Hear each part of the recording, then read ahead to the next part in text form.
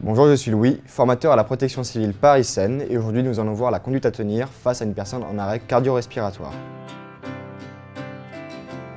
Face à une victime au sol, je vais devoir vérifier son état de conscience. Pour ce faire, je vais venir mettre mes mains dans ses mains et lui poser une question et un ordre.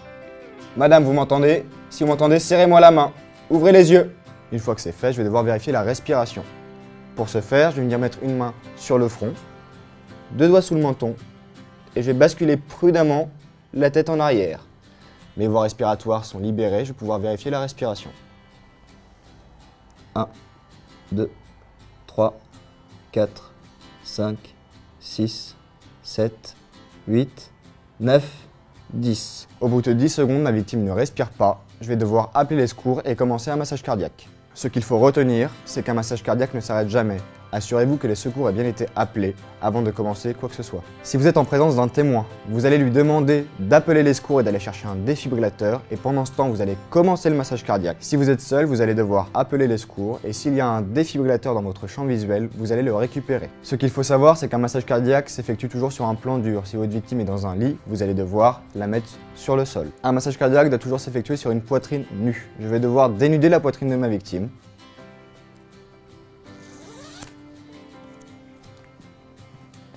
Et je vais devoir mettre le talon de ma main au centre de la poitrine, sur la ligne médiane et sur la moitié inférieure du sternum. Je vais placer maintenant ma deuxième main par-dessus la première, mes doigts entrecroisés pour éviter de casser des côtes. Un massage cardiaque doit toujours se faire bras tendus et coudes verrouillés. Je vais devoir effectuer des compressions thoraciques d'une profondeur de 5 à 6 cm, à savoir que le temps de compression doit être égal au temps de relâchement. Et je vais devoir effectuer ces compressions 30 fois, à un rythme de 100 à 120 compressions par minute. Je vais devoir me placer au-dessus de ma victime pour avoir une pression verticale sur le cœur. Et j'effectue 30 compressions.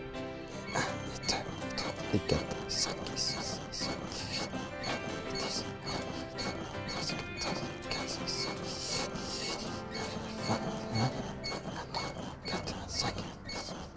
28, 29 et 30. Une fois mes 30 compressions thoraciques faites, je vais devoir effectuer 2 insufflations. Je vais venir mettre une main sur le front de ma victime, 2 doigts sous le menton, basculer la tête en arrière.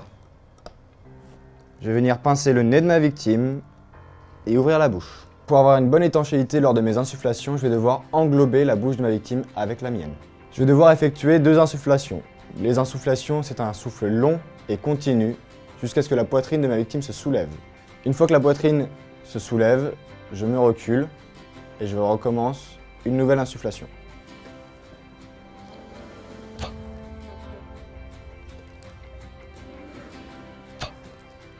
Une fois mes 2 insufflations effectuées, je vais pouvoir recommencer mes 30 compressions thoraciques. En gros, le massage cardiaque, c'est 30 compressions, 2 insufflations, 30 compressions, 2 insufflations, etc. jusqu'à l'arrivée des secours.